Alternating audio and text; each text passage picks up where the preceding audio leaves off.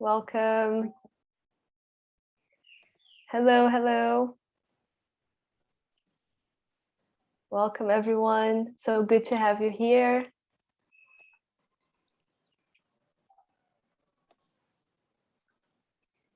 Hello. Welcome, welcome. Hi, Esther. I like the excitement. All right, guys, welcome.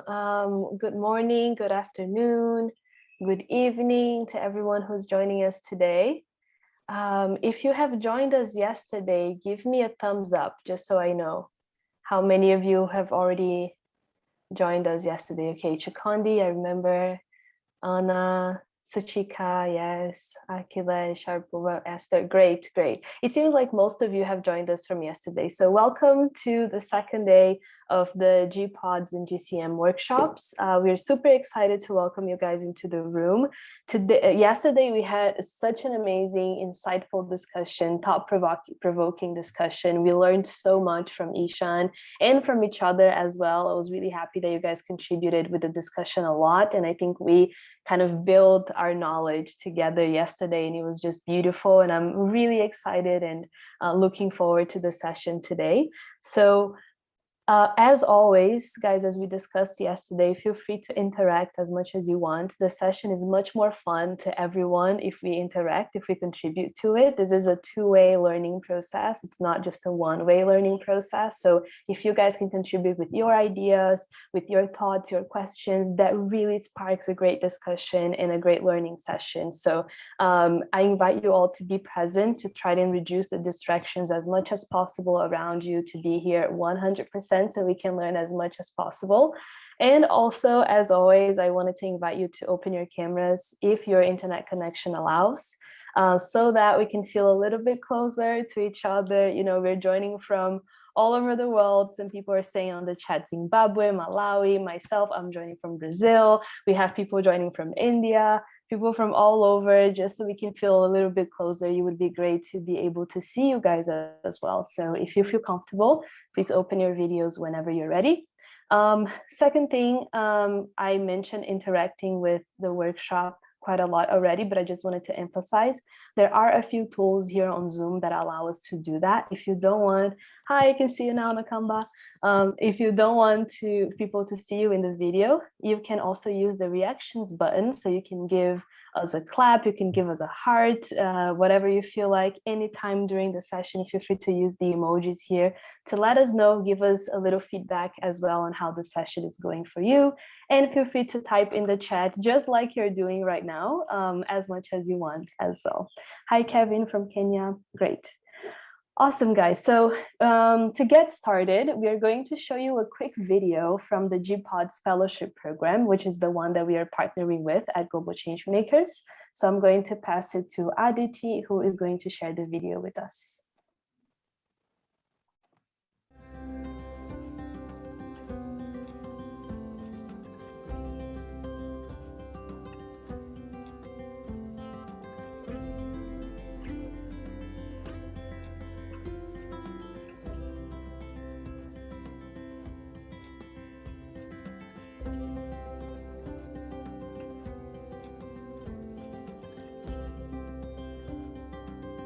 GPODS has helped us build such a rich network of professionals who are truly global. And to be able to have such dynamic conversations and learn so much from my peers and be pushed to think about policy and the environment and sustainability in such different ways has been such a gift. I come from a totally quantitative background, and this program has given my mind some great wings. Because I've met mentors from different walks of life and transcending many different avenues of human endeavor.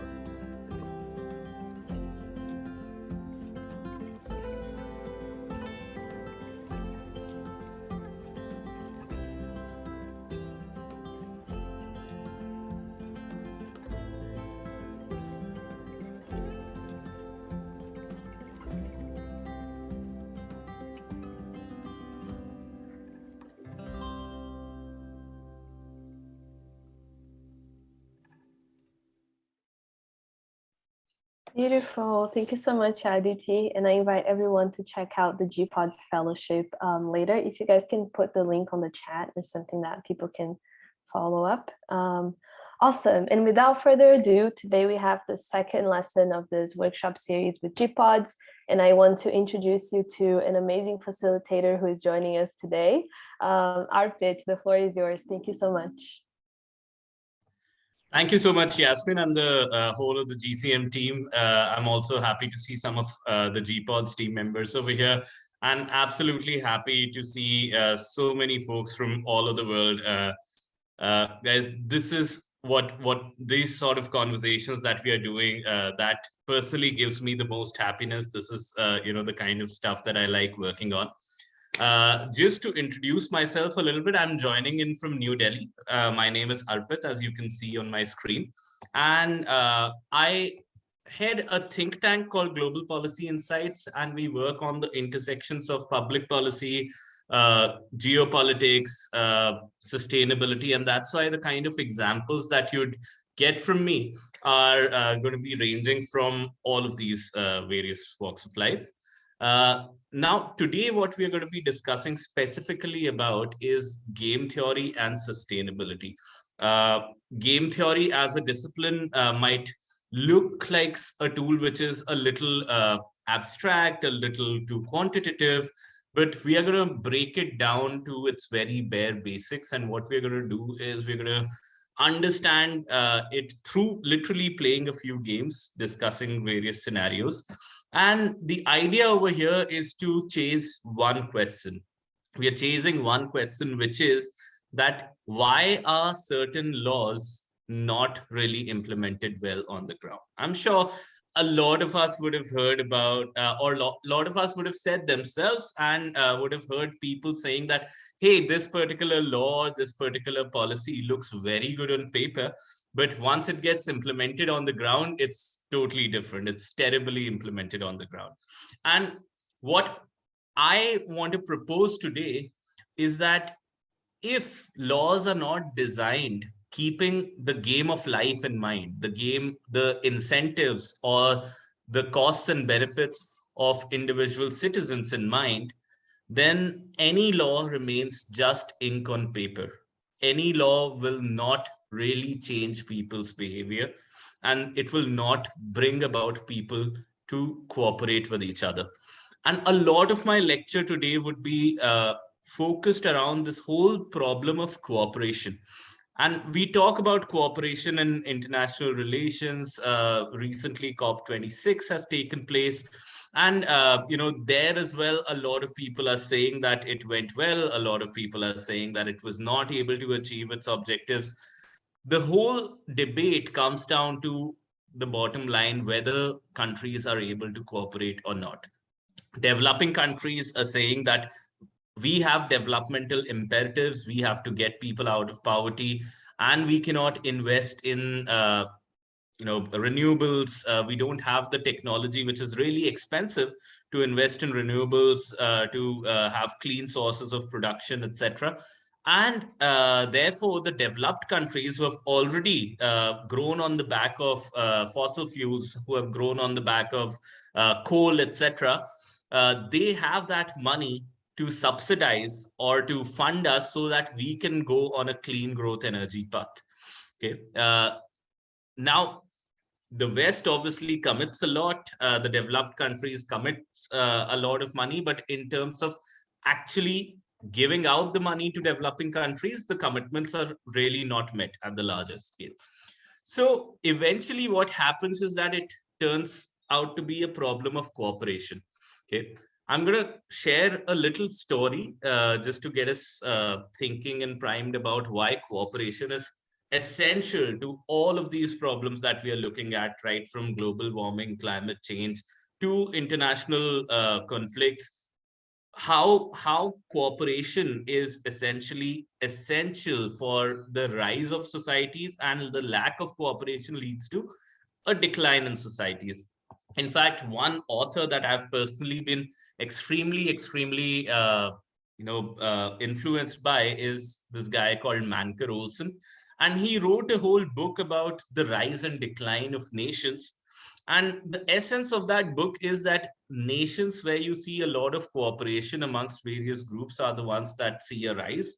And nations where you see that cooperation break down, they see a decline overall. And that also implies not just to individual nations, but to a global community as a whole as well. So historical eras where people or nations have been able to cooperate with each other, they have brought in a lot more growth, and historical eras which are more common where countries have not been able to cooperate with each other, they bring about a decline. So here goes my first story, and I'm going to share a few stories today, because some parts of the lecture could need you to put your thinking jogging shoes on, but at least at this point of time we'll start with a few stories. Chandni, do you have something to say?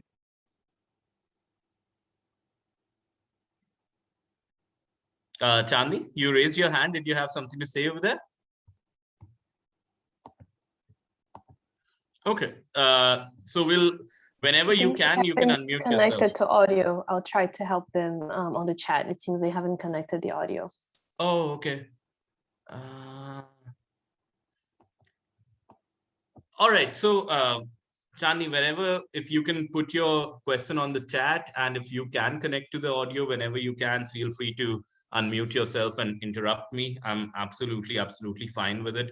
I actually encourage seeing a lot of faces on the screen because your facial feedback helps me, just draw on my stories and the point of this lecture in a more effective manner. And if you interact, it's even better.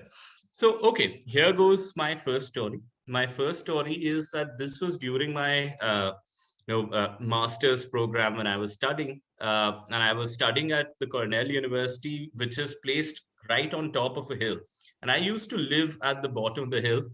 And what I saw was, while coming down from the hill, going back to my house, what I saw was that a car is going down the hill very slowly, and another car comes from behind it and hits into the car which is there ahead. So when these two cars, they don't really have a major crash, but it's more like a minor bump. But when that happens, I was coming back from India, and in India, I was certainly expecting a lot of road rage. I was, on a good day, I was obviously expecting that there'll be a lot of abuses hurled at each other. On a bad day, I was expecting that, there could also be a fist fight of sorts. In fact, in India, I have seen fights on the street because of two cars ramming into each other, where one person just punched the other person in the face, and that person lost their eye. So imagine how much of national loss in terms of health, in terms of overall resources, time, etc., happens because of simple road rage. Okay. Now, what happened over here in Ithaca, this is in upstate New York, that when these two cars, they bumped into each other, one person got out of the vehicle and walked over to the other person. The other person also got out of the vehicle. And there's this little girl who's walking with her father behind me. And she asks her father, what's going to happen now? And I was also, as eager to hear the father's answer to this little girl's query. And the answer was that nothing, they're just going to exchange insurance numbers and they're going to be going their own way. I was like, that can't happen. Like, that's not how I have grown up seeing it. I've grown up seeing, heavier fights when you have situations like these. And what I saw was actually that these two folks got out, they shook their hands, they exchanged insurance numbers, and they went their own way. And when they went their own way, I was just standing perplexed over here and thinking that look at how much faith they have in this insurance system. And just because the system is working, it's well designed, you saved at a very micro level, you saved cooperation from breaking down on the streets in the society, right?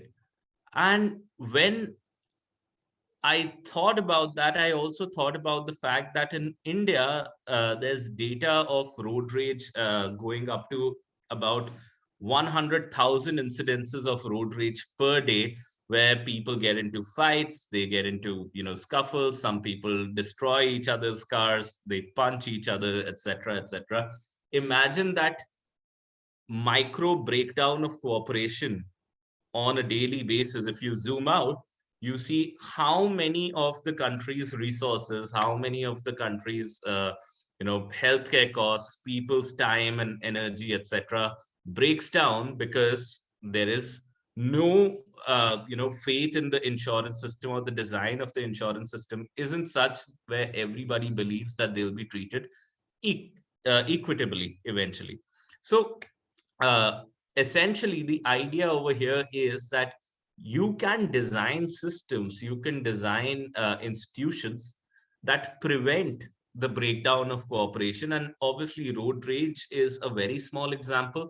If you look at the national levels or the international levels, those are the kind of things that the UN is trying to do. Those are the kind of things that your various government agencies or NGOs are trying to do. Essentially, what they're trying to do is to stop cooperation from breaking down.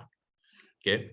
Now, having said that, it's not super easy to prevent cooperation from breaking down. And to explain to you why is it difficult for cooperation to not break down, I would want two volunteers who can play a little bit of a game with me. So we're going to play a virtual game over here. So I need two volunteers. So if you could raise your hand, let's see if you can unmute yourself. We'll just do a little bit of a negotiations game out here. So anybody who's game for this little, okay, Akhilesh and somebody else, and Sibo. All right, Akhilesh and Sibo, can you check if your mics are working? My mic is working, I think. Perfect, Sibo. So good to hear from you. And Akhilesh, how about yourself? Oh, yeah. Hi, how are you? Good evening. Good evening. Perfect. So I can hear you both. That means you both are ready to play this game. It's a very simple game. Imagine, like, if we were meeting in person, then there would probably be a classroom. So imagine that you both are standing outside of a classroom and there are 5 apples. There's a table inside of the classroom and there are 5 apples kept onto that table. And somewhere in the room, there's a cupboard which has a knife. Okay, that's it, right?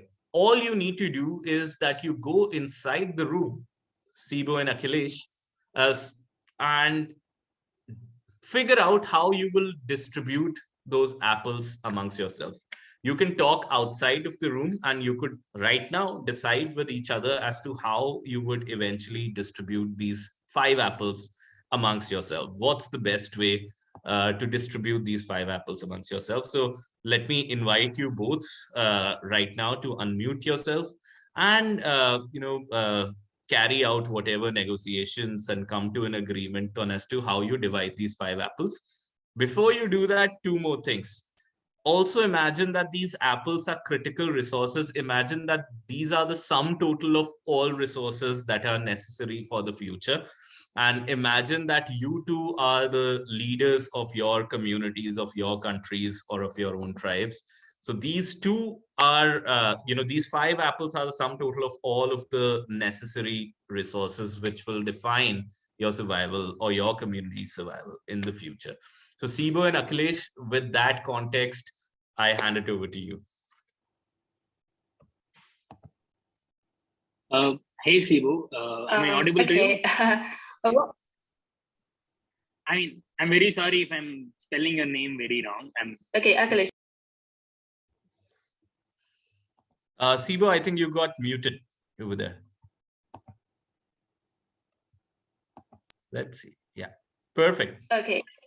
I was saying that what I would do is I would get the knife. First of all, I would find out how many people I'm distributing amongst. So if we're 20, then I know that, okay, we're 20 people. So it's just you and Akhilesh right now. Then you have millions and millions of people in your own countries that you're representing. Okay. Yes. How the best way to distribute the apples would be, to to try and cut them up. But then also I noticed an apple is a fruit with a seed. So I would also want to plant those seeds if I know that these apples are probably not enough for the people that are there. But if they were enough, it would just be as simple as, like slicing pieces of apples and distributing to everyone. Okay, fair enough, fair enough. But at this point of time, let's just assume that you will not be able to plant any seeds. This is the sum total of the resources. And it's just between you and Akhilesh. There are only 2 countries right now, and you are the 2 players. So how much would you say, Sibu, would you want to keep for yourself, and how much would you want to give over to Akhilesh? And considering that both your countries' populations are equal and alike. The distribution has to be fair. So if our populations and everything are like, if all the statistics are like, then like you said, there's a knife, so it's literally 2.5. 2.5. 5. Okay. I take 2.5, 2.5. Fair enough. Fair enough. Akhilesh, how about yourself? Would you accept her offer and keep 2.5, or would you want to negotiate? I think 2.5 seems fair, considering the population. I mean, you have mentioned that term. Yeah. All else is equal. Yeah, everything is equal. Yeah, then the distribution sounds fine, no? Distribution sounds fine. Perfect. Yeah. Perfect. So, okay, that is the part 1 of our game, and the 2 players have decided to distribute these equally. But Akhilesh and Sibu, just stay on with me for a bit. All right. Okay, so this is what you've decided for now.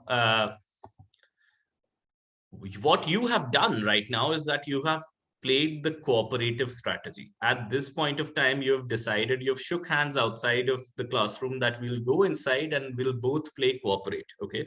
The opposite strategy could be that you both defect, which means that if anybody defects, then, okay, I'll come to that later. Right now, you both have decided to cooperate. Okay. And once you both have decided to cooperate, you have decided that you will get 2.5 apples each. And now you start going inside of the room. The other strategy which is available to you is the defect strategy. That's the opposite of cooperate. That is you not cooperating.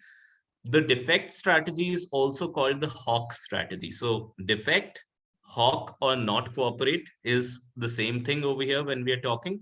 And cooperate and dove. So dove is like the symbol of peace. So the cooperate strategy is similar to, or will also be called as the dove strategy when we are talking right now. Okay. So right now you've decided to cooperate, the both of you. But let's say while walking in, Sibu starts having some doubts, and Sibu starts thinking that, this is a one-time game that we are playing. And considering that we are all kind of more or less rational people, what if I go in and I'm walking very coolly, I'm trying to look for where the knife is into the classroom, and by the time I'm figuring that out in the hope of cutting that 1 apple into half so that we can leave with 2.5, Akhilesh just pounces on the table, runs away with all 5 of the apples. Right? What do you do then? So Sibu, would you want to be in a situation like this where Akhilesh has all 5 apples and you have none? Because talk is cheap, promises are cheap, right? No, I would not want to be in a situation like that. I would chase him for those apples. Exactly. You would chase him for those apples, exactly.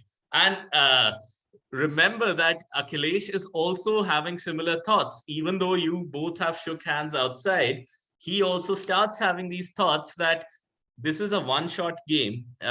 It's not as if you're meeting every day. And what happens if Akhilesh walks in very coolly, trusting in your goodness, and tries to figure out where the knife is? And then in the meanwhile, Sibu just pounces upon the table and runs away with all 5 of the apples. So Akhilesh, would you want to be in a position like this, where Sibu runs away with all 5 of the apples and you're left with nothing? Obviously not. But here I was the first mover who was the defector, the hawk here. So either way, it's not fair to pounce on the apple. Also, it's not fair one person taking all the 5 apples also. Exactly. So you would not essentially want to be in this position. So let's say you both shook hands outside, but as you start entering the door of the classroom, you start having these calculations in your mind that what if, the promises that the other person has made are hollow? What do you do then? Okay. And if you're dealing with rational players, and I know that many of us have read our behavioral economics, so we all know that human beings are not completely rational. We operate under bounded rationality, but still, game theory still works. So you always run the risk of being cheated by the other person over here, right? And let's say in the game that we are playing, if you both, which I argue that's what's going to happen, if you both played the hawk strategy, what's going to happen is that you will both pounce upon the table. You'll forget about the knife. You'll both pounce upon the table. You'll probably enter into a little bit of a scuffle. And in that fight, you'll destroy one apple and you'll leave with two each. All right. That's broadly the scenario over here. So what's happening here is, if you look at this, had you both cooperated, you could have left with 2.5, 2.5 each. But just because there's no way that you can trust the other person, you're talking about real resources, your populations, your people depend on you. So you can definitely not afford to go to them with an empty hand, right? So because of that fundamental mistrust, and that mistrust is absolutely rational. You see, both the sides are being rational, that what if the other person, what if the talks are cheap? What if the promises are hollow? Okay, I cannot leave with an empty hand. You both are kind of locked in this outcome where you will defect, both of you. And there's knowing that you still cannot do much about it. You know that that's the outcome, but you still can't do much about it. And let me just explain to you that this is probably the only rational way of doing this. So let's say, Akhilesh, you decide that you don't know Sibo, you don't know whether Sibo is a nice person or not. Or Sibo, you could be this player, you don't know if Akhilesh is a nice person or not. The question is, if you don't know the other person, what would be your strategy? And let's say you decide that I'm going to be nice, irrespective of the fact what the other person is going to do. So I'm going to play the cooperate strategy, the C that you see here on the top right of your screen. Okay. So if you're lucky, the other person will also cooperate. If, their promises are really not hollow, the other person cooperates as well. So how much do you leave with? I'm only talking about how much do you as an individual party leaves with. So you leave, if Akhilesh also cooperates and Sibo also cooperates, then you leave with 2.5, right? You leave with 2.5 apples. Okay. But however, let's say Akhilesh, you cooperate and Sibo defects, then how much do you leave with? 0. Right?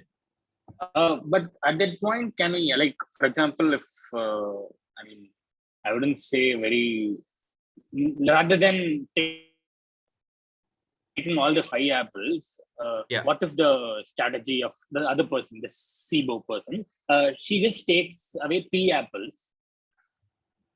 Well, why would she do that if she can pick up all of the 5 apples? She's a maximizer over here. She's a rational person. And so are you. Right? Yeah. Otherwise, you would have negotiated outside only that let me keep 3 and you keep 2. Okay. So let's say that if you have decided that I'm going to cooperate irrespective of what the other person is going to do, and the other person turns out to be a nice person and cooperates, then you get 2.5. And if they don't cooperate, you get a 0. All right. But let's say you decided that I don't know how the other person is. I absolutely don't know the character of this person.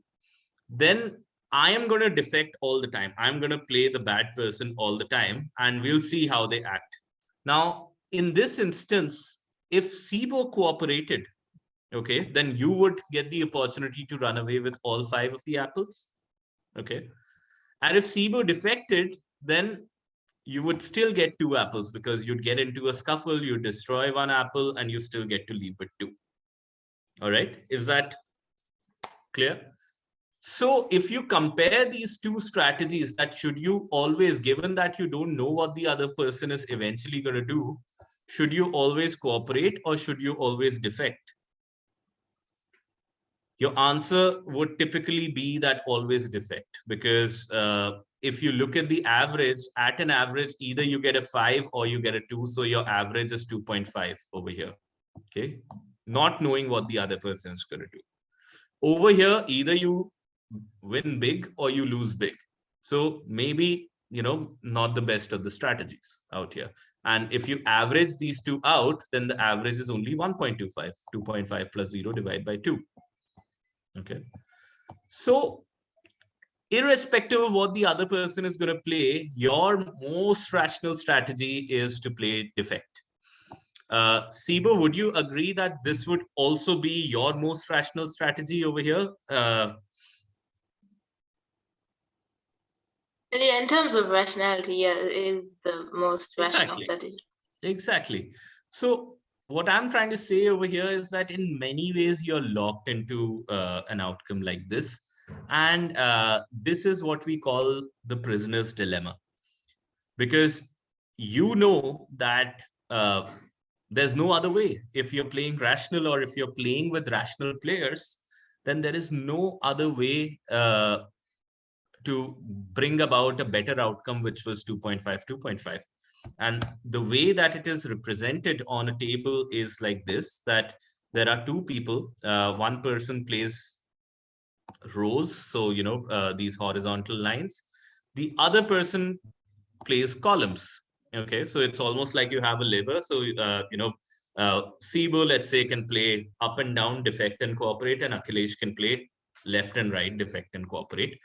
And the red payoffs that you see over here, they are payoffs for Sibo. The black payoffs that you see over here, they are payoffs for Akhilesh. So if you both defect, you go out with 2 apples. If you both cooperate, you go out with 2.5, 2.5 apples. Okay. And if one cooperates and the other defects, then the defector goes out with 5 apples. Okay. That's broadly the game that we are looking at. Okay. Now, the point over here is that out here, we bring in this concept called a Nash equilibrium. A Nash equilibrium, typically, if I were to define it, it's defined as any set of strategies. So over here, cooperate is a strategy, defect is a strategy. A set of strategy is defect, defect, okay, or cooperate, cooperate, or defect, cooperate.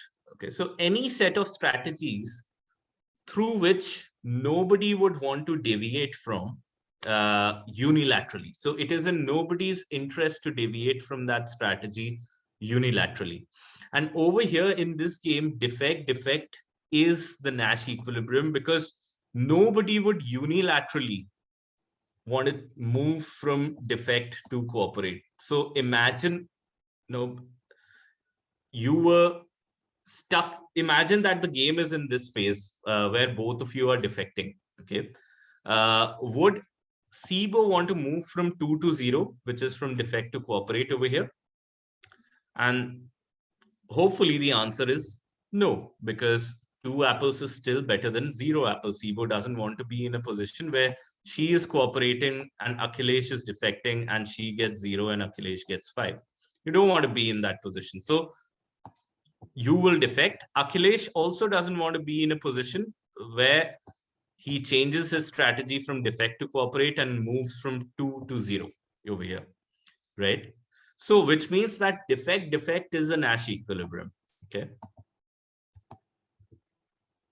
And the reason why it's called Nash equilibrium is because this thing, this whole concept won John Nash a Nobel Prize. And John Nash, if you haven't seen the movie A Beautiful Mind, I'd recommend that you do watch that movie. I've been lucky enough to visit those corridors at Princeton where John Nash used to pace through when he was fighting with schizophrenia. But later on, he had a long battle with schizophrenia, and people, didn't really used to take him seriously. But later on, when they discovered that these are the kind of discoveries John Nash has made, he eventually won Nobel for it. So that's the Beautiful Mind movie.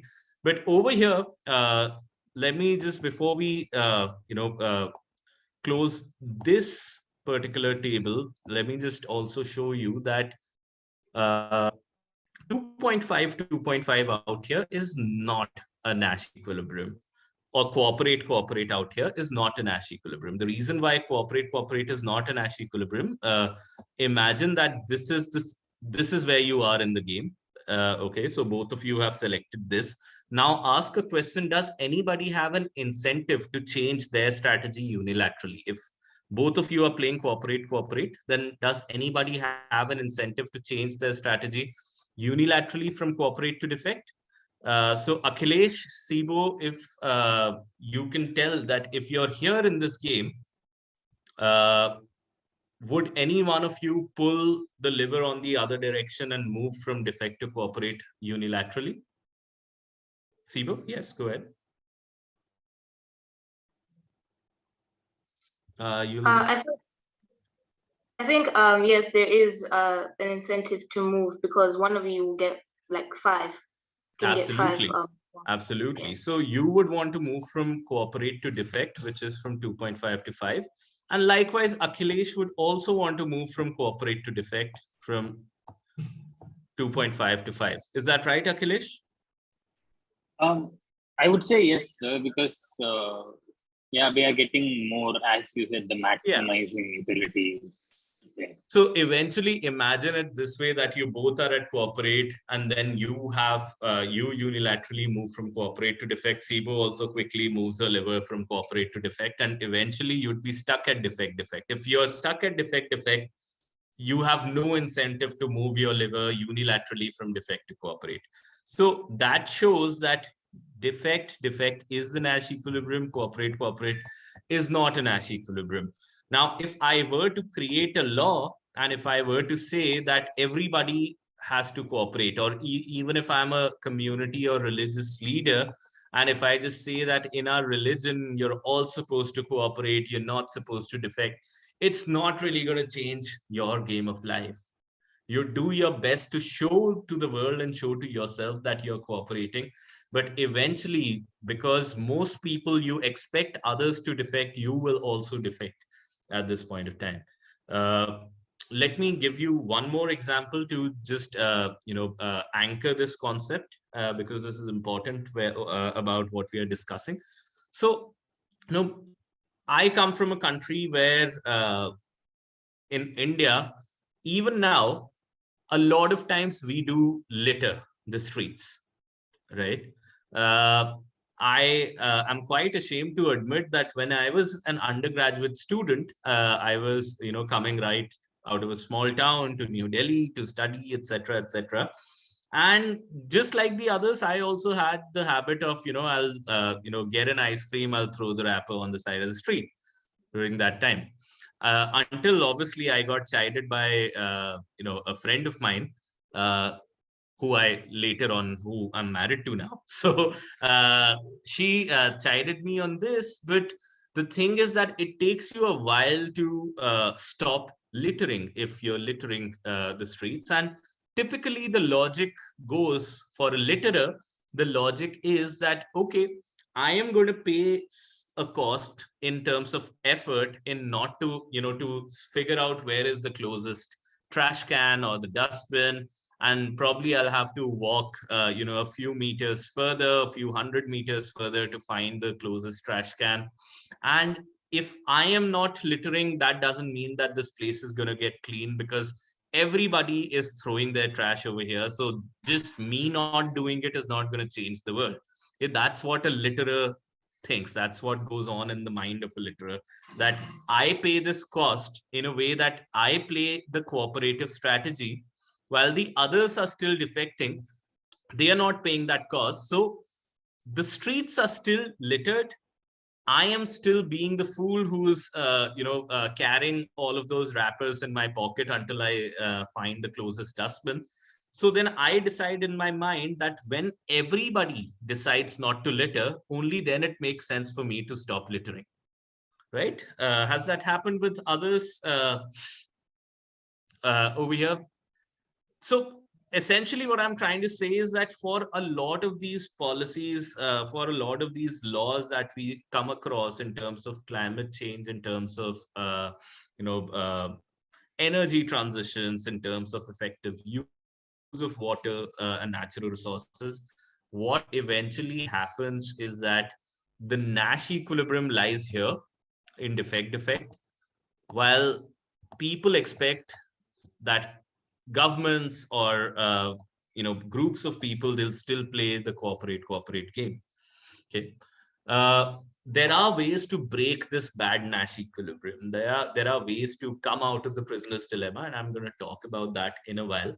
But before that, I want to understand, or I want to hear from you if you have certain examples of some laws or policies which you think are there, but they are eventually ineffective. People really are not able to follow, those laws or those policies, and they don't really change people's game of life. So anybody who wants to, unmute themselves or just write it in the chat box, just go ahead. I already see Courtney saying it's such an interesting issue in South Africa. There are bins everywhere, and yet people still litter right next to them. And Sai, yeah, that happens. That happens in many countries. Mask mandates, as the pandemic has gone on, absolutely. Mask mandates are a big one. That if nobody is putting on the mask, I'll put on my mask when everybody starts putting on their mask. Or driving on full beam. That if I don't drive on full beam and everybody is driving on the full beam, it doesn't really make a difference. And I also drive on full beam. Anybody else who thinks of, or it could be any law or policy that you think is not really implemented on the ground? It's an issue in Zambia as well. Yeah, it's an issue, I think, in a lot of countries in the world. Sibo, yeah. Thank you. An example I can give is a situation that happened here in Zimbabwe years ago. It's called the land reform policy. And the government, what they were trying to do is they were trying to get, this was post-colonization, so they're trying to get more of the indigenous Black people into owning land. Okay. So what they would do is that it was as simple as just going to register your name to the Ministry of Land Affairs, and then you would be given a piece of land. And they would also give you like seeds, fertilizer, all the agriculture that you need, all the inputs that you need to start planting. Yeah. But what ended up happening is they would give people the fertilizers and the seeds, and then the people would sell that for money for alcohol. Absolutely. That's a brilliant example. The land didn't really do that. That's a brilliant example, and very similar to that. In India, what's happened earlier is that when a lot of people would be living in slums, the governments of certain states would build multi-storied buildings and just move those people, give it literally in the names of the households that are living in slums. And what the slum dwellers would do is that they'd put those buildings on rent and still keep on living in the slums. So the thing is that it doesn't change your game of life. Bribery and corruption, that's the big one from Chandni. Apurva is also saying not following traffic signal and violating rules is very common in India, and certainly it is. I mean, imagine that we are living in a world where the government has to tell you to wear seat belts or to wear your helmets, where it is in your, rational incentive to do that. Tree planting exercise. This is an interesting one. Let me read this. So it is something which has been made mandatory, but never followed in Zambia. Yeah, that's a good one. Gender discrimination, another issue which is still persisting. That's a brilliant one, Suchika. And discrimination against other forms of socioeconomic groups. So scheduled castes in India, in some countries, races, colonization, the whole across the world. All of these are similar issues where there have been human rights declarations, there have been national laws around this, but a lot of these laws, they don't change people's game of life. And thank you for those examples, and through them I am reassured that at least we are understanding what I'm trying to convey over here. Now, the thing is that the kind of laws which are most easily followed are things such as, what side of the road to drive on in a particular country. If there was a ranking of laws which need the least amount of surveillance and enforcement from any authority, this would be one, where a government literally just has to play the signaling role and just say that, hey, in our country, we're all going to drive on the left side of the road. Or in our country, we are all going to drive on the right side of the road. This typically works very well, and everybody starts driving on the left side of the road in that country. Or if you're, in some other countries, everybody starts driving on the right side of the road. The reason why this is an easy law to implement is because there is a very good Nash equilibrium. The Nash equilibrium is on the cooperative side. So essentially, if you as a person are driving on the left side of the road, and the society overall is driving on the left side of the road only, then unilaterally you have no incentive to move from left to right, because you drive on the opposite side, you get into a car crash. Okay, unilaterally you have no incentive. Similarly, any given person unilaterally doesn't have an incentive to change from left to right unilaterally if a society is driving on the left. So left becomes a Nash equilibrium over here. Okay. Similarly, in a society where everyone is driving on the right, then unilaterally you have no incentive to move from right to left, or to move from 5 to -1. Similarly, any given person in the society doesn't have an incentive to move from 5 to -1, which means that there are two great Nash equilibriums which are very cooperative, which gets you to avoid a lot of bad outcomes in this particular game. It's just the setting of the game that has great Nash equilibriums. Okay. While on the other hand, the other game that we saw later on, this one, the game of apples, it has a Nash equilibrium, but it has a very bad Nash equilibrium over here. By the way, this is also a game which is played when you talk about being in a resource curse. Anybody's heard about this term called a resource curse? Anybody who can explain to the rest of the fellows over here what a resource curse really means?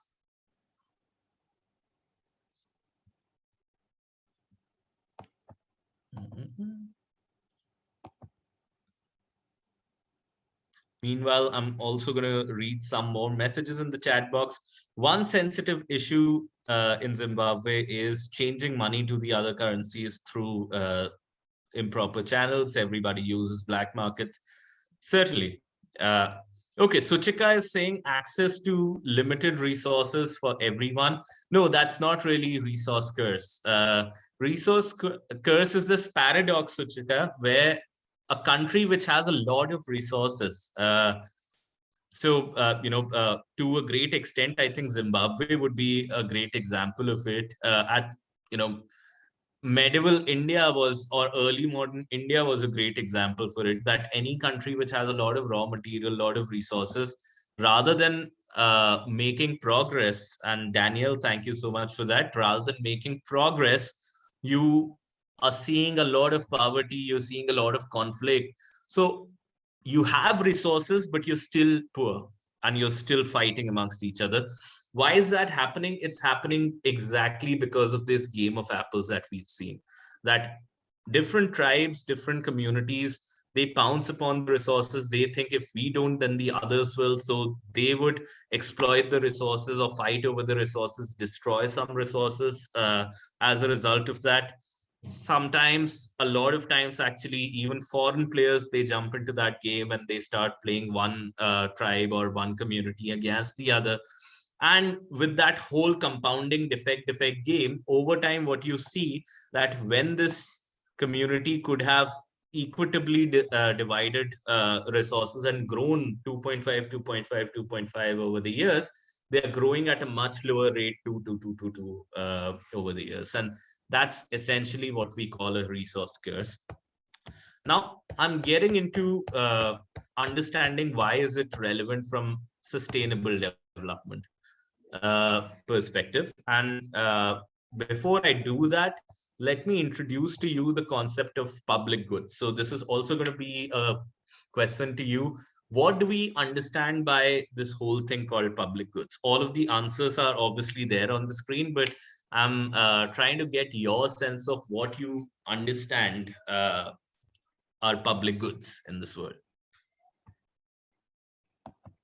Anybody who can raise their hands and just either through examples or through definitions explain what are public goods really?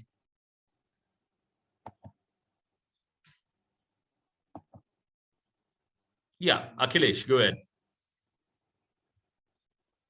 And if there's anybody else as well, please feel free. I've talked to Sibo and Akhilesh quite a lot, which doesn't mean that Sibo and Akhilesh should not answer. But if there are others as well, please don't be shy. Just feel free to unmute yourself. There's no right or wrong answers over here. But Akhilesh, over to you. Am I audible now? Yes, I can hear you. Yeah. So public goods are something which are non-excludable. Mm-hmm.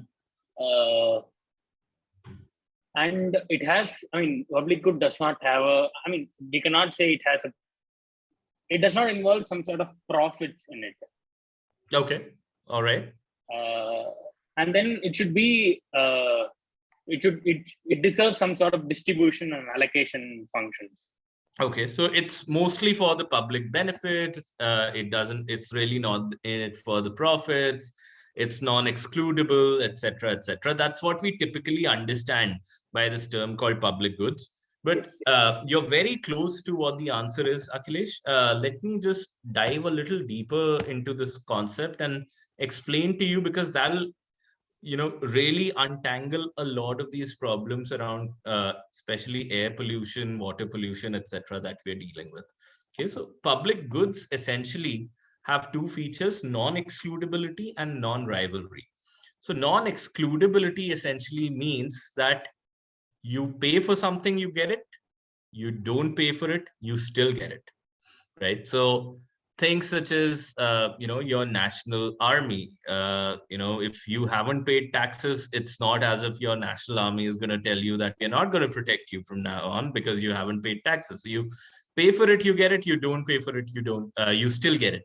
So again, similarly, a light pole, street light, which is there on the road on a dark night, you must have, if you live in that community and you pay community taxes, it makes you feel safe.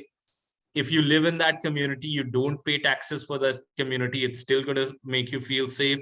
If I'm visiting that community, which means that I don't pay taxes, it's still going to make me feel safe. So I pay for it, I get it. I don't pay for it, I still get it.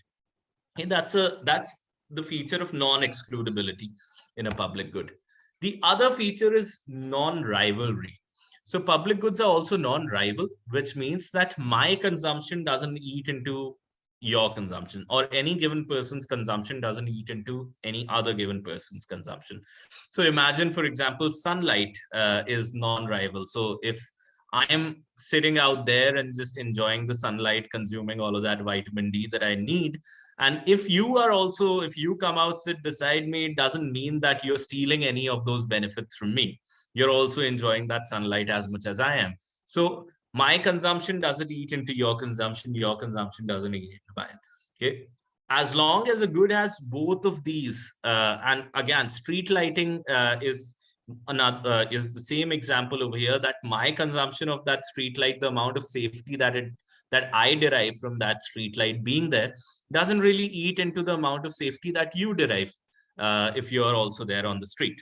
Okay, so they are both street light, a national military, in general, rule of law, all of these things, clean air, etc. They are public goods. Okay, they are non-rival, they are non-excludable. Okay.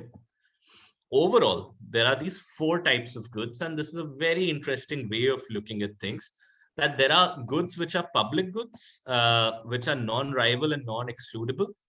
Then there are goods which are common resource pools. And when we are talking about sustainability, we are mostly talking about these 2 quadrants on the right: common resource pools and public goods. Common resource pools are essentially things such as, let's say you have a common pond in a particular locality which has fishes. So that becomes a common resource pool wherein it is non-excludable, which means you pay for it, you can access the pond. You don't pay for it, you can still go over there and fish in that pond. But it's rival because the amount of fish that you draw out from the pond is leaving fewer fishes for the others. Okay. Similarly, potable water, about 3.4% of the global water is potable, and that's also common resource pool. It is at least earlier it used to be non-excludable, which means you paid for it, you get it. You don't pay for it, you still have access to water.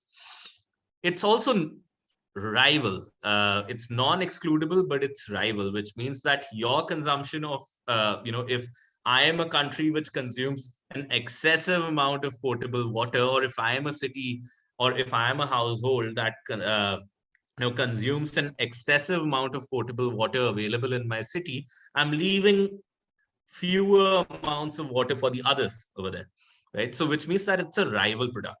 Okay, so what's happening in this world, unfortunately, is that most of the public goods and common resource pools are becoming either quasi-public goods or private goods. And I'll tell you why, but let me first explain what quasi-public goods are and private goods are. Simply, quasi-public goods, as you can see, they are excludable and they are non-rival. They're also called club goods. Just like in a club, you pay for it, you get it. You don't pay for it, you don't go inside. It's excludable. Okay. It's non-rival, which means that once you're part of that club, then anything that you're doing inside, one person's consumption really doesn't reduce the other person's consumption. So things such as, a movie theater is a club good. So you pay for the ticket, you get it. You don't pay for the ticket, you're not allowed inside. But it's non-rival, which means that once you're inside, once you've paid for the ticket, then my consumption of that movie really doesn't eat into your consumption of that movie, unless obviously I'm talking loudly on my phone or I'm throwing popcorns at you, etc., etc. That's a different matter. But typically, it's excludable. I pay for it, I get it. If I don't pay for it, I don't get it. But it's non-rival, which means that my consumption doesn't eat into your consumption. And finally, the fourth type of goods are our good old private goods, which means that these are the kind of goods where you pay for it, you get it. You don't pay for it, you don't get it. And my consumption eats into your consumption. At least it increases the prices because the quantities, they get reduced. So these are the four types of goods. And what's happening in this world right now is that most of the goods on the right side, which is public goods and common resource pools, they are either becoming quasi-public goods, club goods, or they are becoming private goods altogether. Okay. And I'm going to give you two examples. One is going to be a hypothetical story of sorts that's going to explain to you as to how you move a public good to a private good. Okay. And the other is going to be, a sort of a real life story, sort of what's happening in this world right now. So the hypothetical story. So here it goes. When I teach a class at a university, and there's a particular university where I teach a class, every time I come out of the class, I take a particular metro ride, which leaves from an underground metro station. So I just come down from the class, the metro station is right there, I go underground, and I catch my metro from there. I catch my train, the local train from there. And on that underground station, there is this amazing guy who plays brilliant saxophone. He's put his speakers over there. He's put a hat in front of him. You can, throw in some dollars or some pennies into that hat. And, that's, sort of just appreciating his music. Now, at this point of time, when he's playing at that metro station, his music is a pure public good.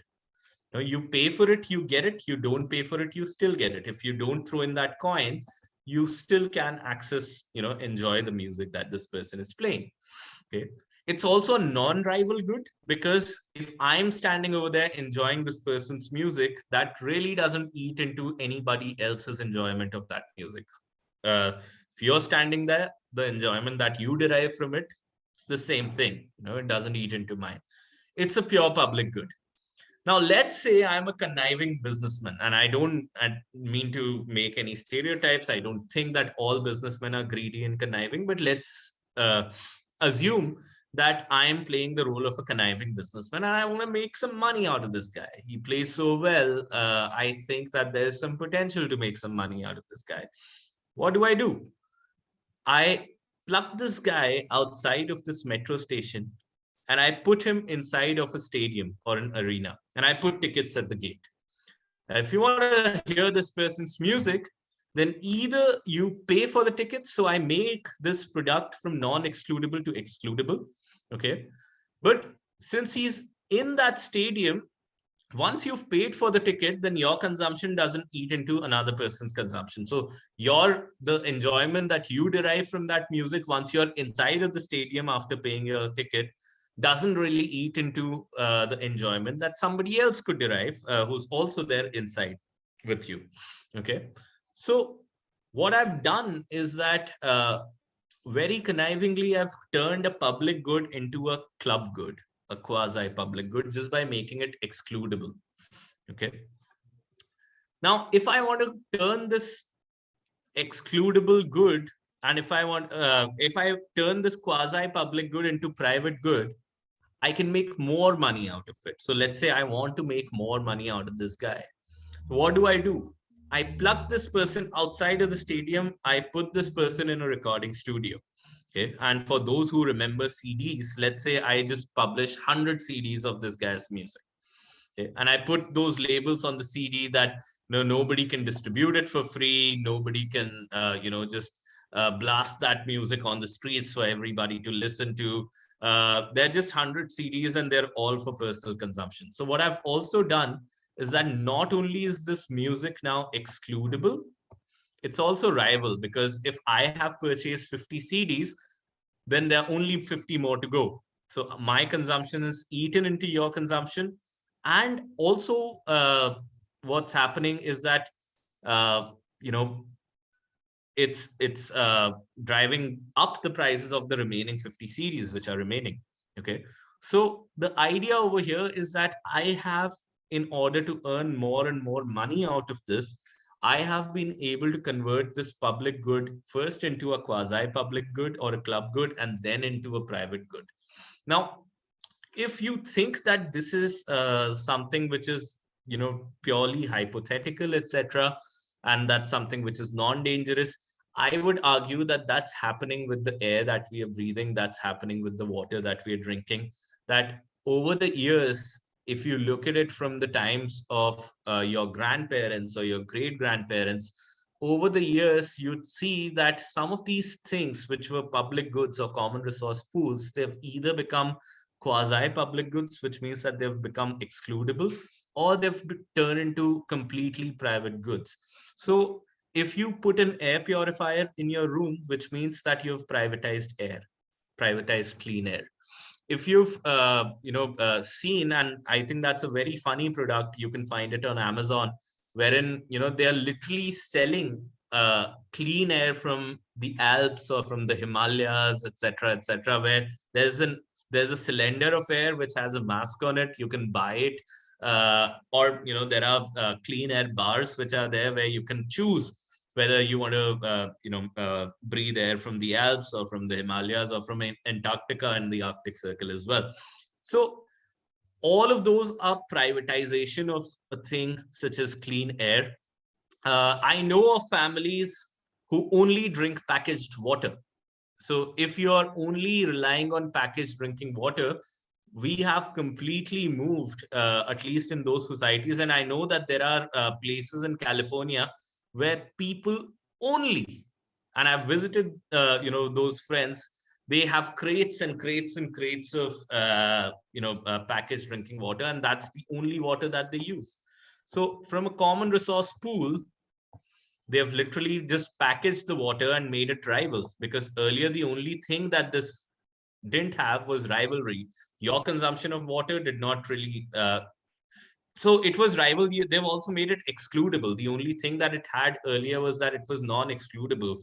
You could literally just drink tap water and it was clean. So everybody had access to clean water. But now imagine a world where all of the water is packaged. It's become excludable. And you're living in a world where all of the water becomes, or potable water becomes, a private good. Now, the reason why this is happening, why a lot of these products are jumping from this right side of this quadrant map to the left side of the quadrant map, is because of this condition of excludability. Because something where you can pay for it and you have it, you don't pay for it, you still can have it, people would always want to not pay for it and still have it. Right? So you would always want to not pay your taxes. You would always want to not maintain the public pools or the public ponds or the public parks. You would not want to do that. If you can have clean air without paying for it, eventually what's going to happen is that, you will see more and more free riders in the society. And when you see more and more free riders in the society, the resource starts getting scarce over time. And when a resource becomes super scarce over time, what happens is that you start paying for it. It becomes excludable. Okay, so in a way, it becomes privatized over time. And unfortunately, all of the good resources that we have in this world, I was in a particular panel discussion with the futurist who runs a lot of data to look at how futures scenarios would be. And I was quite horrified to hear that, in the next few decades, or at least in the next few generations, we'll be living in a world where there'll be no outdoors. There'll be, we'd literally be living under domes. And we'd have to pay for the air quality that we want in that sort of a dome. So the thing is that everything is moving on the left side of this whole quadrant map. And that's a big concern. The reason is that there is no good Nash equilibrium over here. There's no good Nash equilibrium for public goods and common resource pools, because wherever there is non-excludability, you pay for it, you get it, you don't pay for it, you still get it. You are essentially depleting the resources, and eventually those resources will become excludable. Okay, so that's broadly the problem that we are dealing with. And there are a number of solutions to this problem. I'm probably going to discuss 2 or 3 of those solutions with you today. There are in total 4 solutions that we look at in the first class. In the second class that I deliver, we literally play a game, which is a computer simulation, where there are a number of players who come in with different strategies, but we won't have the time for it. But the first is that, let's say this is the game that represents the world that we are living in. Okay. Now, how can I redesign this game? What can I do to this game if you were to take an absolute blind guess?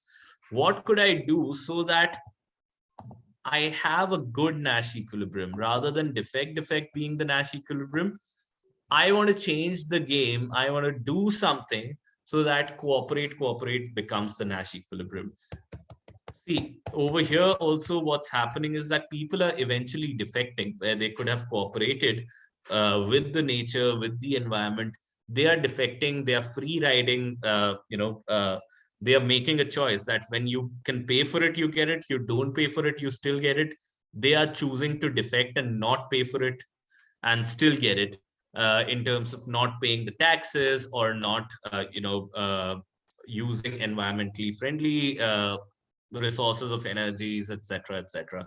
Typically, or even when you're talking about governments and their negotiations, etc., and world peace, etc., they are making it privatized, or they're making it a club good. If you look at world peace, it exists in certain pockets of the world. It doesn't exist in other pockets of the world. There's no world peace. It's almost a club good right now, where it is non-rival, but it's excludable. If you are part of that club, you see a lot more cooperation and peace in those regions.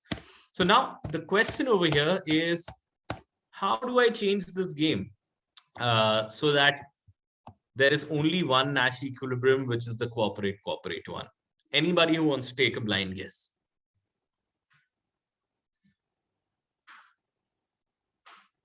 Just, looking for your ideas as to, if let's go back to the game of apples. If we are playing that game of apples, how would Akhilesh and Sibo cooperate? How should we get them to cooperate? What can we do so that they don't come out fighting over the apples? Anybody?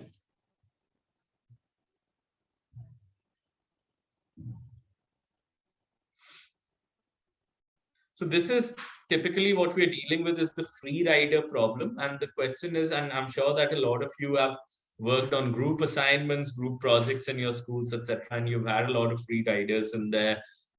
Everybody comes across a free rider. And how do you deal with that? How do you deal with that typically? What could you do so that, nobody chooses to free ride or nobody chooses to defect over here? If you were making a law, let's say on this game, that Akhilesh and Sibo have to come out cooperating. Courtney, over to you. I think one strategy that one of our lecturers used was to grade us each individually based on our contribution in the project. So instead of giving us all 1 mark for the project where people could just get away with doing nothing, I mean, I literally had someone copy and paste something from Wikipedia and send it to me without a reference, and that was his contribution.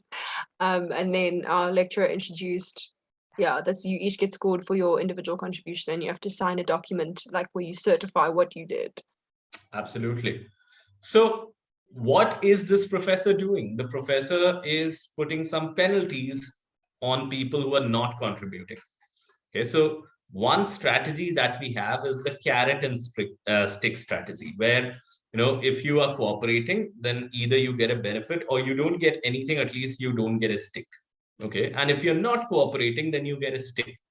And look at a game, if I were to change this game a little bit, let's say if I were to place an automaton, a robot. I'm not going to place a real person because a real person can be bribed. And a lot of times while making policies, we don't take that into account, that bureaucrats are also people who have a game of life, and we don't model that into the equation. So that's the reason why at this point of time, I'm going to put a non-self-interested automaton, a robot literally, and I feed a particular algorithm inside the mind of the robot, which says that if you see Sibo coming out with 5 apples and Akhilesh coming out with none, you should understand that Sibo has defected. And if Sibo has defected, that means it's something wrong. And what you need to do in such a condition is that quickly move over to Sibo's side, turn your eyes into red. So flash those red eyes onto Sibo, and then take away 4 apples from her. Okay, so give her a penalty of -4 because she's defected. Okay, so make this 5, turn this 5 into a -1.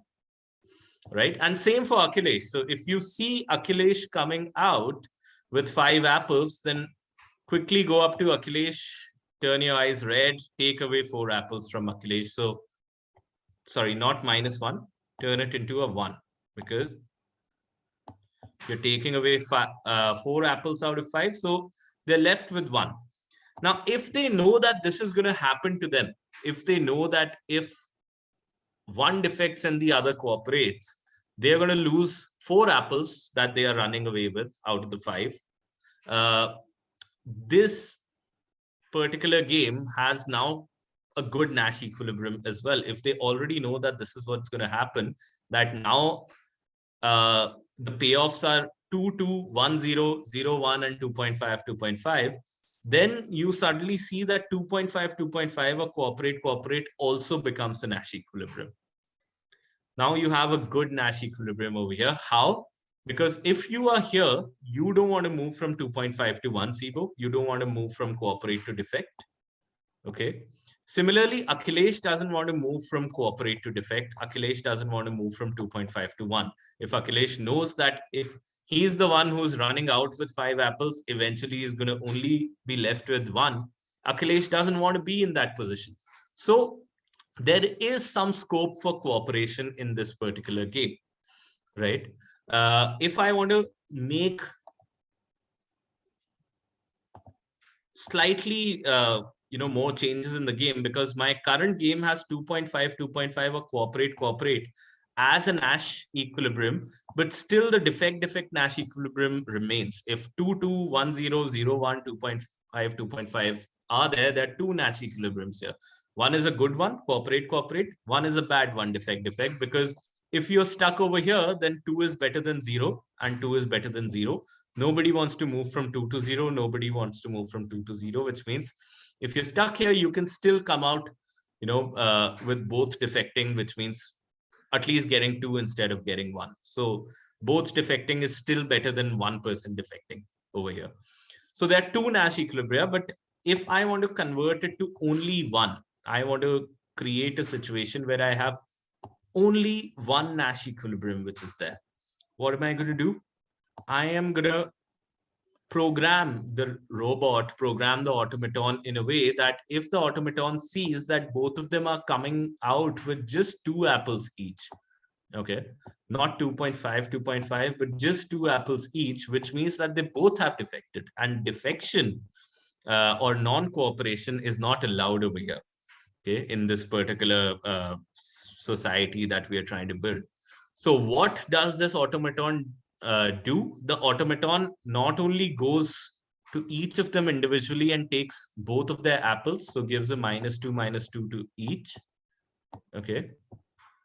So this turns into 0, 0.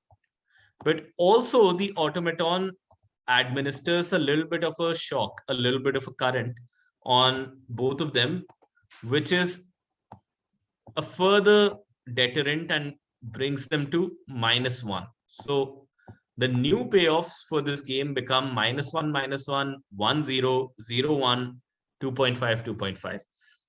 Now what you see over here is that defect is not a Nash equilibrium, because -1 is better than 0. I would rather be fine where other person is defecting and I am cooperating. At least I get a 0 instead of -1. Similarly, the other person is thinking that I am fine by cooperating even unilaterally, because at least I'll get a 0. The other person gets a 1, fine, but at least I don't get a -1. The moment you've done that, you'd see that cooperate becomes the only Nash equilibrium. Okay. So that's the first strategy. And this is typically the traditional strategies that the governments adopt, that if you are committing a crime or if you're doing something wrong, etc., you'll have to pay a penalty. And if you both have been fighting or creating public nuisance, then you both would be jailed or you both would have to pay some penalty, etc., And that's the kind of game that your traditional administration systems create. However, the limits are that in the traditional administrative systems, it needs a lot of monitoring. You need the government, cameras, automatons, police. It becomes, like the surveillance state. And you always need somebody to enforce that sort of a discipline onto people, which may not be a great thing. The other thing is that on the international levels where there is no world government, like the UN cannot enforce any laws or treaties upon any countries, you cannot really have, anybody who levies a penalty on somebody who's defecting, because if somebody is defecting, they're just defecting. The UN cannot, throw sanctions at them, or the UN cannot do anything about it. So what do you do in those situations where you don't have any particular government or any particular authority doling out carrots and sticks to you? But before we do that, I just want to make sure that this particular game is well understood by everybody. If it is not, I'm more than happy to explain why or how we created cooperate as the only Nash equilibrium in this game. So anybody who hasn't understood until now, or if you have a doubt, just feel free to unmute yourself and ask away your questions. Okay. Or give me a thumbs up if you think that you've understood our story until now.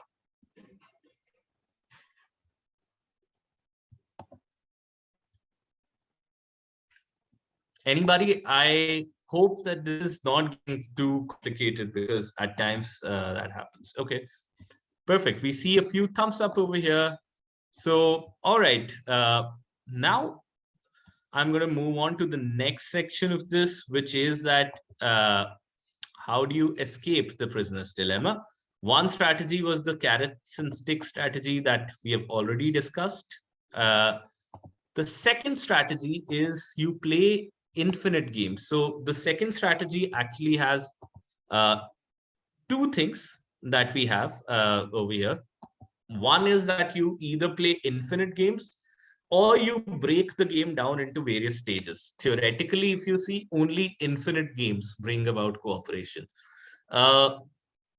Some examples for that account are that, you look at the countries of England and France, and you see that throughout the medieval times, these two countries were warring with each other. They were the worst of enemies throughout the medieval times, because they held this conception that at some point of time, England will be able to defeat France and there will be no France, only England, or France will be able to defeat England and there'll be no England, only France. And the King of England would call himself the King of England, France, Normandy, etc. And the King of France would call himself the King of France, Normandy, England, etc. Okay. Now you see certain struggles like this even today. For example, India-Pakistan is one such struggle where India and Pakistan, both parties think that they'd be able to annihilate the other country altogether at some point of time, that the other entity would cease to exist at some point of time. Similar was the situation between France and England, but later on, with the industrial age, you see that these two countries become the best of friends. These two countries, they start having these free trade areas. They are cooperating with each other in all of the global contests, etc., because they understood after a point of time that they are in an infinite game. They have to deal with each other forever. And when they are dealing with each other forever, they would do better by cooperating and by not defecting. As soon as, even in the current conflicts, as soon as we stop thinking that we would be able to annihilate the other person, and the other person stops thinking that they would be able to annihilate us, and there's this whole concept of infinity which is institutionalized in the minds of the people, that you are in it forever, those are the times where you could see a lot more cooperation happening. And Courtney, thank you. I'm glad that you find you're understanding, how some of these international conflicts, etc. work. But let me, tell you a particular caveat in this. The moment you have one last stage, the conception of one last stage, in those games, just again, this whole problem of getting stuck at the defect equilibrium comes back again. In those stages, in those games where you have a last stage, there's no infinity, there's a particular last stage. In those games, you need carrots and sticks again. Okay, and I'm going to talk about how various religions are also designed, keeping some of these game theoretical concepts in mind. Okay, so let's say that you have a game which has only 4 stages. So let's say Sibo and Akhilesh's game was played over and over again for 4 days. All right. So day 1, they have 5 apples distributed. Day 2, they have 5 apples they distributed amongst themselves. Day 3, day 4, same story. Okay.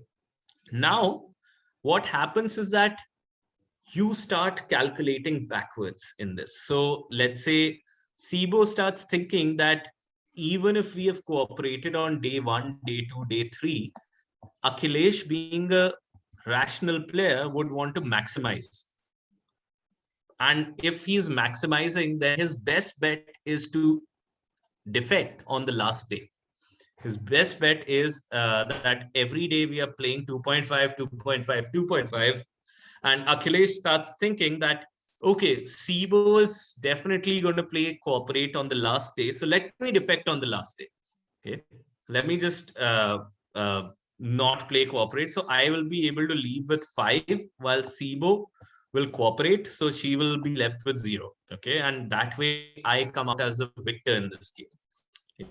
And why do countries come out as victors in these games? Because they understand that there is a relative balance of power that works, that even if you're better than the other country, by a small degree, that matters in the hierarchy of power. Okay. So a lot of times what happens is that you have that distrust that on the last game, on the last stage, the other country or the other person is certainly going to play defect. So what's my best strategy for the last stage? My best strategy for the last stage is that I'm not going to leave with 0. I'm going to also defect, which means in the last day, the fate is sealed. Okay. On the last day, we are both going to defect. Okay. Now, Akhilesh also knows that Sibo is a rational player. And in game theory, we have this common knowledge of rationality, which means that I know that I am rational. I know that you're rational. I know that you know that I am rational. I know that you know that I know that you're rational, and so on and so forth. So which means that Akhilesh knows that Sibo has already calculated this, that Akhilesh will play defect on the last stage, which means Sibo will play defect on the last stage. And if Sibo is rational, then she would want to maximize and defect on the second last stage. And Akhilesh doesn't want to be cheated on the second last stage. So Akhilesh will also cheat on the second last stage, and both will again end up in defect.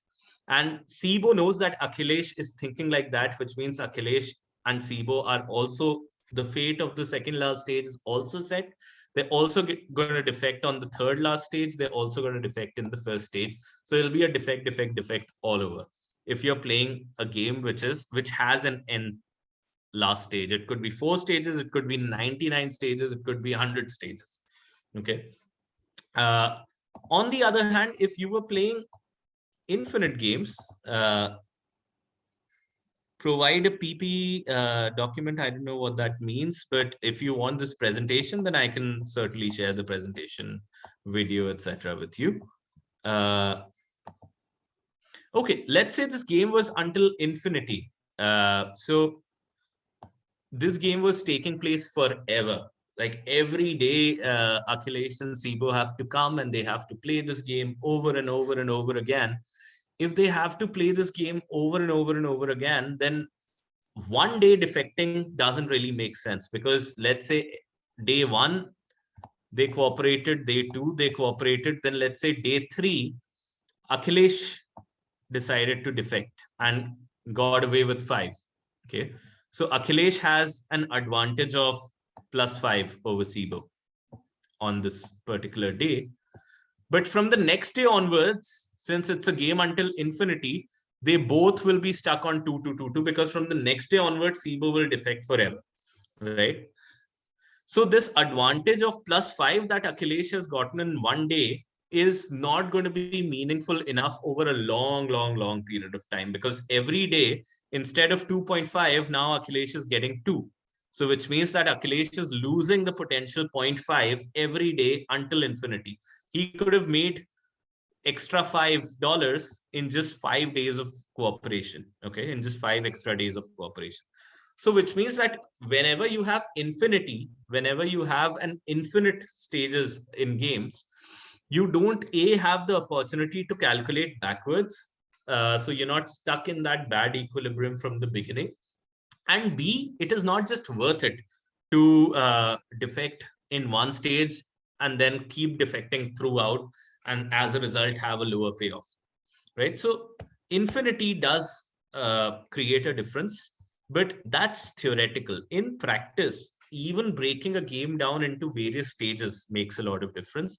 And let me explain to you through a sustainability example and also through a security example on how breaking something down into stages really helps. So if I were to tell you how actual de-escalation happens, and the same logic also applies to disarmament and things like that.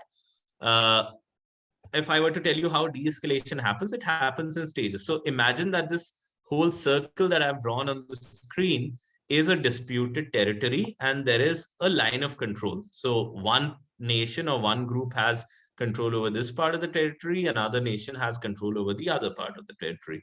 And I'm sure that you are thinking of a number of examples between many, many nations that have this sort of a thing. Even India and Pakistan, they have a line of control. There is a army on this side, there is an army on that side. Now, how do you de-escalate? You cannot expect the other person to withdraw completely in a go. The way you do it is that you ask both the armies, you split it up into stages. Stage one is just signing an accord, just doing cheap talk, which is that we have an intention to de-escalate. That's the first thing that you do.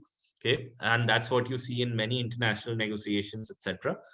The second step after just declaring or doing what you can call cheap talks, the second thing that you do is that you make a costless or a move with a very minor cost. So which means that in the next stage you ask both of these armies to withdraw, let's say, only by 1 kilometer. Okay, not too much, only by 1 kilometer. Why 1 kilometer? Because even if the other party occupies that 1 kilometer, it is not too much of a loss. And the second thing is that, let's say the other army is indeed willing to cheat, and once they withdrew, they are trying to reclaim the area that you have ceded. They are trying to come towards the line of control. You can quickly rush back in and you can establish the status quo. All right. So 1 kilometer is not too much of a risk. You can risk that much a little. So you split it up into this stage. But if the other party did not really run back, if the other party did not re-establish the status quo, there is some trust that is already established between both the sides. The other party did not run back to claim more territory, so we are also not running back to claim more territory. Now you can get into the second stage and, let's say, withdraw 2 kilometers. So both parties have withdrawn 2 kilometers each, and with the understanding that if the other party wants to cheat, they would try to come back again, and that also gives us time to come back again, and we can re-establish the status quo over here. Okay, but if they don't come back, that means we have more trust between two parties. So then what do? You ask them to withdraw completely in the third stage. So just by breaking it up into stages, in reality, what you can do is that you can bring about greater cooperation. And disarmament, as I told you, also works the same way, that you don't ask the other country, if there are two countries which are in a nuclear race or which are in the arms race, like the US and Russia were. So you don't ask both of the countries to withdraw their arms immediately. You break it down into stages. You give that space to build some trust between these two parties and let them make costless sacrifices or low-cost sacrifices initially, and gradually, they can make greater and greater sacrifices out there. Thanks, Hussain.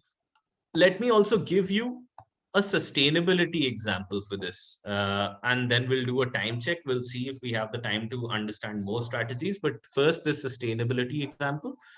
So let's say that there is a river and there are 3 factories alongside the river, and these factories, they throw in untreated waste material into the river. Okay, and let's say the courts, they come up with a mandate that this is going to be penalized. You're not supposed to throw untreated waste into the river, and each factory has to set up a waste treatment plant, and only with that waste treatment plant will they be allowed to operate, and that way you'll not throw things into the river.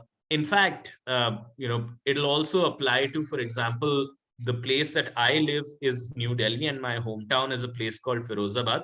And the Yamuna River runs across New Delhi to Firozabad, and a number of factories that are leather tanneries which actually do that. And there's a government law that you cannot throw untreated waste, but still factories throw in untreated waste into the river.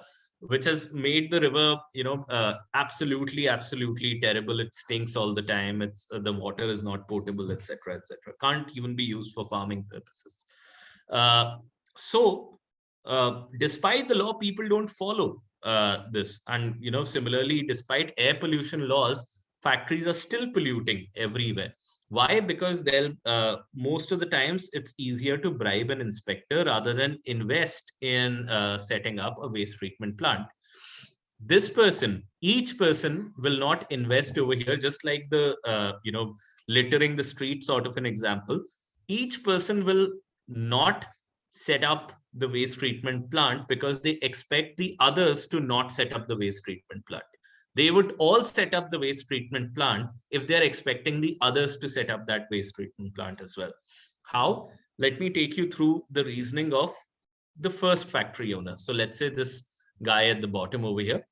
Now, this person, what is going on in this person's mind? This person is thinking that, what if I spend, let's say it's going to cost $100,000 to set up that waste treatment plant. What if I spend those $100,000 in setting up the waste treatment plant, while the others don't make that expenditure? They manage the inspector, whatever. Then I would have, made my products either expensive to cover for that 100,000 cost, or I would have, eaten into my profits and spent that $100,000 to set up the waste treatment plant, while the others don't, which means that the others are selling their products for cheaper, or they have more profits, which means that they can use that as capital to grow in the future, while I'll have 100,000 fewer to grow in the future. So the others, if they don't do it and I'm the only person who's doing it, then I will become uncompetitive in the market over time. I might be driven out of the market over time, and the river will still remain unclean because these two other persons, they are not setting up the waste treatment plant. That's a problem, right? So what I would think is that best is to bribe the inspector and not set up the waste treatment plant, because nobody else is going to do that. And similarly, the second person is thinking the same. The third person is thinking the same, that the first two are not going to do it, so I'm also not going to do it, because I don't want to be out of the business. And also, even if I do it, the river is still going to remain unclean. Now, if you're the government, how do you design a policy so that they actually follow your mandate?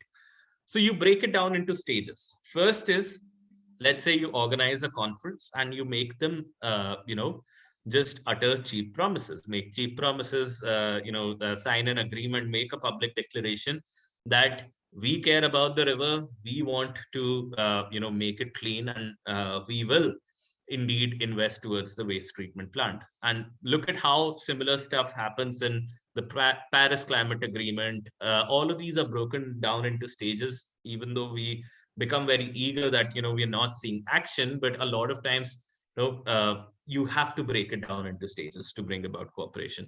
So first is that they make this public declaration. Then stage number 2 is that an inspector comes in, and whatever the inspector is, let's say, talking is also made public, etc., etc. But the inspector comes in and tells all of these 3 people that first stage is a costless stage. After this, after the public declaration, you only need to set out some space. You don't have to spend any money for that. You only need to set out some space in front of your factory where you will set up the waste treatment plant. Okay. So assuming that it has 0 costs, first thing is that you need to do this. Okay. So on a particular day, let's say 1 month from now, you need to just show us the space where you intend to set up the waste treatment plant. Costless measure. Now the inspector comes in and the inspector visits factory number 1 over here, and factory owner shows that there is this space where I'll do it. It's no cost really, so the factory owner has nothing to lose. They'll show that, okay, this is the space where I intend to set up the waste treatment plant. Then the inspector goes to this person. The inspector says that, hey, factory number 1 has set out some space. Have you done that as well? So factory number 2 is also going to, in all likelihood, set out some space because it's costless. So factory 2 knows that 1 has also done it. Now 2 has also done it. So 3 knows that 1 and 2 have both done it. So 3 is likely to also leave out some space. And now all 3 of them will be informed that stage 1 is complete. All 3 of you have set out some space, which means that there is an intention from all 3 of you to set out to set up the waste treatment plant. Okay, now we come to stage 2.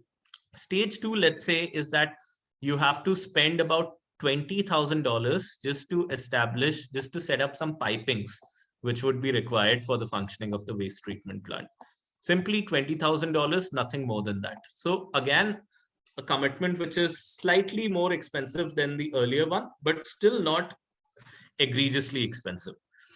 So now when the first person does it, the second person knows that the first person has also done it. They are more likely to do it. The third person knows that the first and second have done it. They are more likely to do it. And since it's relatively, costless, and when all 3 of them know that everybody is incurring their costs, they are more likely to incur that cost themselves. And then let's say in the third stage, we ask them to put in the rest of the money. Since factory owner number 1 knows that number 2 and number 3 factory owners have completed stage 1 and 2, which means that there is a high likelihood that they are also going to cooperate in the last stage of the game. There is a great chance that factory owner number 1 will play the cooperate game and will actually make that investment. Since 1 has cooperated, maybe two will think that, okay, it's my time to maximize, it's my time to defect. But a lot of times what we see in certain scenarios, that if 2 is expecting that 1 and 3 are going to cooperate, then 2 will also cooperate. And likewise 3, since 3 is expecting that 1 and 2 are going to cooperate, then 3 is also going to cooperate. So that expectation of cooperation sort of brings about cooperation. And how do you build that expectation? You break it down into stages. Okay, so that's the second way of doing that.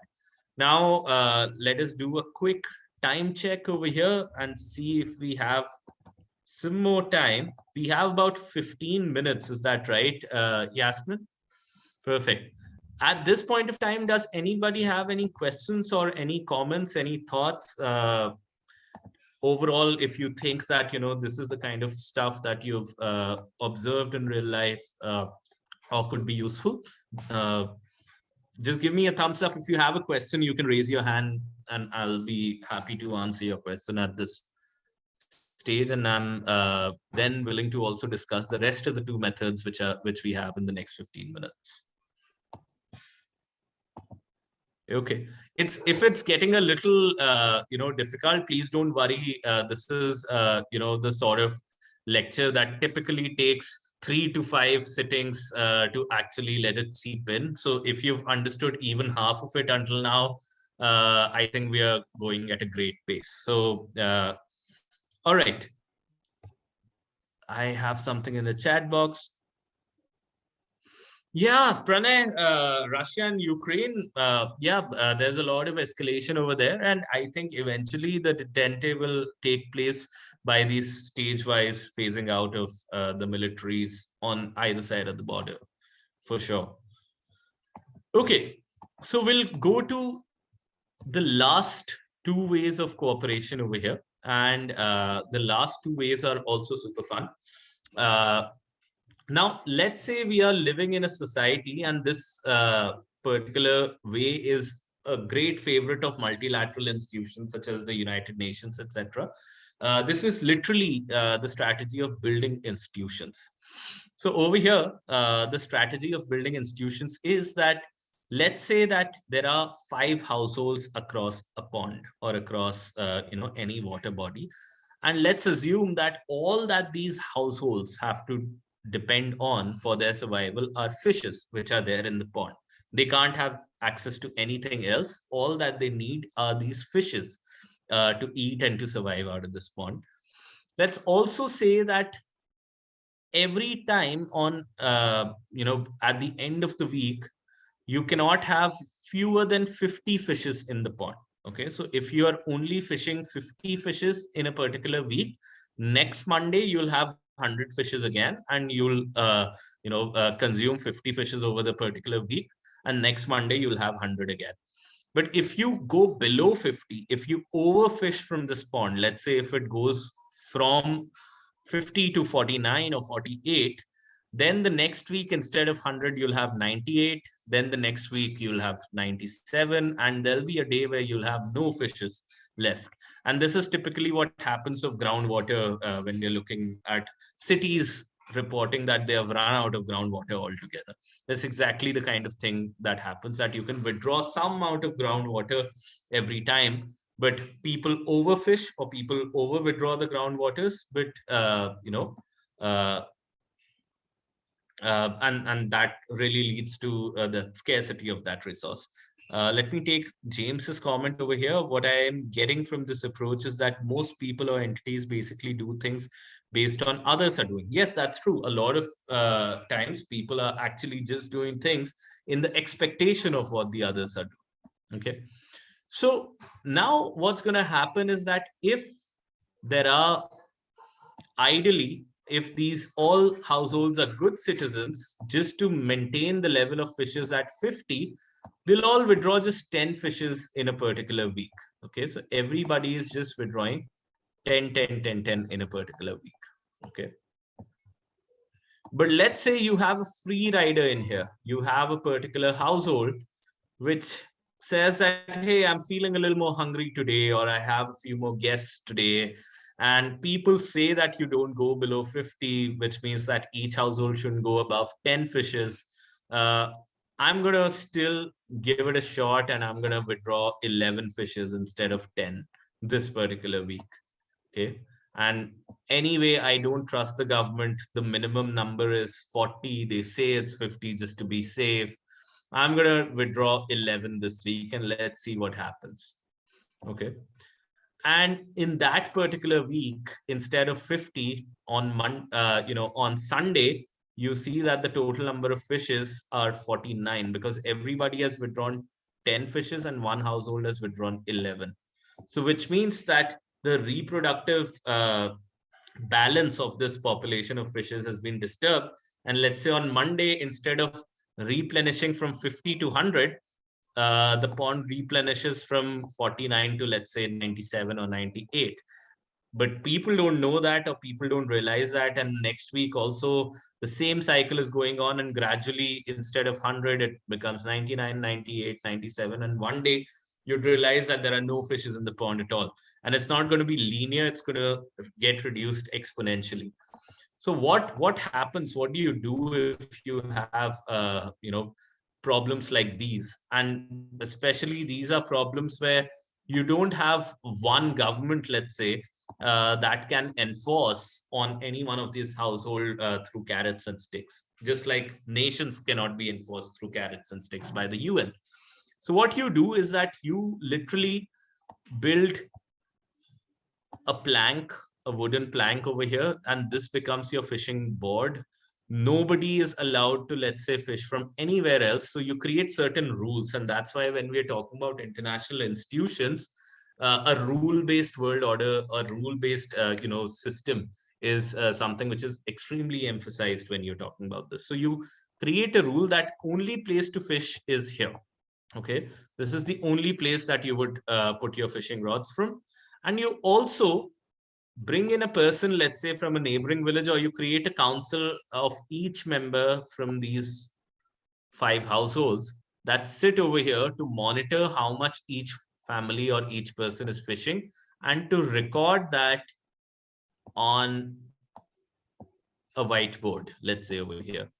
Now, anytime a particular family, let's say this family withdrew 11 fishes in a particular day, let's say this family withdrew 11 fishes, then automatically the next one, in order to maintain it to 50, would withdraw 9. And then this person can all again go back to withdrawing 10. Okay, so these two are 10, 10 again. So next stage, what can happen is that these two can trade. Next stage, what can happen is that this person can compensate for the extra fish that this household took out in the next stage. And if this person is a real free rider and says that I'm not going to compensate you, what's going to happen is that all of these households to maintain the level of fishes, which is a good for all of them, they are going to put pressure on this particular person. They're going to sanction this particular person, thereby making it a sort of self-governing sort of a system. You don't need any super government to give out carrots and sticks. Just by making some information transparently available and creating certain rules, you create a self-governing system where either people are trading with each other or people are putting sanctions on each other. Okay, and that's the whole logic behind the Kyoto Protocol. That's the whole logic behind how the World Bank, UN, etc. work. You must have heard about the ease of doing business rankings of the World Bank.